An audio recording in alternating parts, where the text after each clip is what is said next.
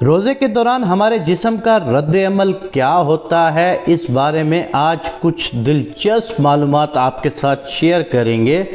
پہلے 2 روزے پہلے ہی دن بلڈ شوگر لیول گرتا ہے، یعنی خون سے چینی کی مضر اثرات کا درجہ کم ہو جاتا ہے، دل کی دھڑکن سست ہو جاتی ہے اور خون کا دباؤ کم ہو جاتا ہے، یعنی بی پی گر جاتا ہے۔ اعصاب جمع شدہ گلائکوجن کو آزاد کر دیتے ہیں، جس کی وجہ جسمانی کمزوری کا احساس اجاگر ہو جاتا ہے۔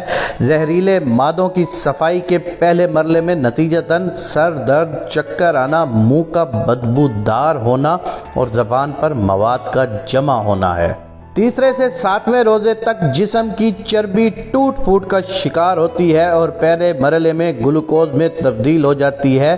بعض لوگوں کی جلد ملائم اور چکنی ہو جاتی ہے، جسم بھوک کا عادی ہونا شروع ہو جاتا ہے اور اس طرح سال بھر مصروف رہنے والا نظام ہاضمہ رخصت مناتا ہے، جس کی اسے شدت سے ضرورت ہوتی ہے۔ خون کے سفید جرثومے اور قوت مدافعت میں اضافہ شروع ہو جاتا ہے۔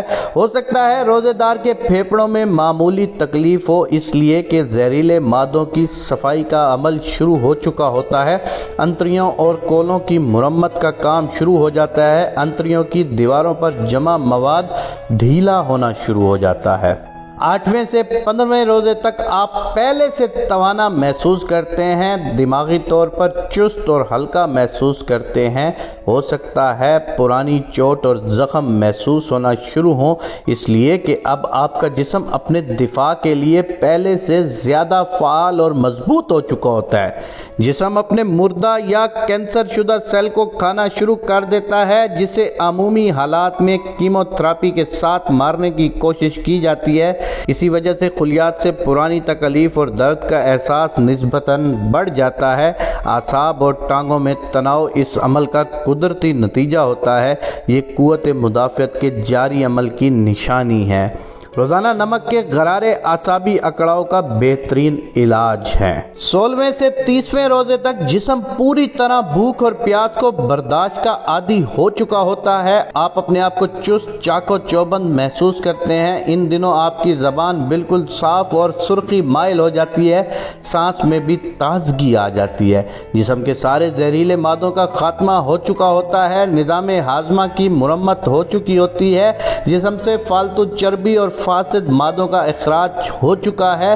بدن اپنی پوری طاقت کے ساتھ اپنے فرائض ادا کرنا شروع کر دیتا ہے۔ 20 روزوں کے بعد دماغ اور یادداشت تیز ہو جاتے ہیں، توجہ اور سوچ کو مرکوز کرنے کی صلاحیت بڑھ جاتی ہے۔ بلا شک بدن اور روح تیسرے عشرے کی برکات کو بھرپور انداز سے ادا کرنے کے قابل ہو جاتا ہے۔ یہ تو دنیا کا فائدہ رہا جو بے شک ہمارے خالق ہماری ہی بھلائی کے لیے ہم پر فرض کرتا ہے، مگر دیکھیے اس کی رحمت کا انداز کریمانہ کہ اس کے احکام ماننے سے دنیا کے ساتھ ساتھ ہماری آخرت بھی سنوارنے کا بہترین بندوبست کر دیا ہے۔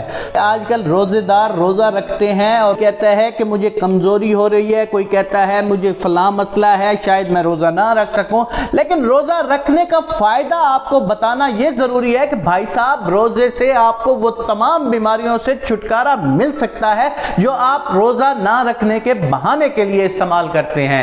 میرے دوستو، روزہ ایک طبعی طور پر آپ کی صحت مندانہ زندگی کے لیے بہت ضروری ہے۔ یا اللہ ہمیں اس رمضان میں صحت تندرستی سے ساتھ روزہ رکھنے کی توفیق عنایت فرما، آمین یا رب العالمین۔